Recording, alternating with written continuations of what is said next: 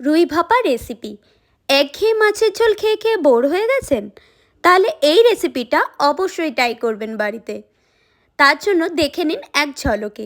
একটি পেঁয়াজ নিলাম, অল্প রসুন, 7 থেকে 8টা মরিচ, অল্প সরিষা আর অল্প পোস্ত। এবার এগুলোকে একটি পাত্রে সাজিয়ে নিলাম ভালো করে।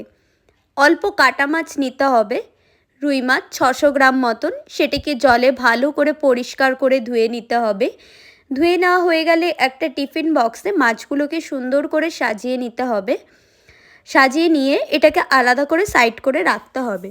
পরবর্তী যেটা করতে হবে, এগুলোকে ভালো করে মিক্স করে নিতে হবে। তার জন্য একটা মিক্সিতে পেঁয়াজ, রসুন, লঙ্কা আর সাথে এই টমেটোটা অ্যাডিশনাল অ্যাড করেছিলাম, এটাও আপনারা দিতে পারেন, পোস্ত আর সর্ষে, এগুলোকে ভালো মতন দিয়ে নেবেন। দিয়ে নেওয়া হয়ে গেলে এটি মিক্সিতে পেস্ট করে নিতে হবে। পেস্টটি তৈরি হয়ে গেলে সরিয়ে রাখা মাছটিতে হলুদ, লবণ, মেশানো পেস্ট সব দিতে হবে। তার সাথে সরিষার তেল আর লঙ্কা গুঁড়ো দেওয়ার পর এই মিশ্রণটিকে ভালো করে মিক্সড করে নিতে হবে।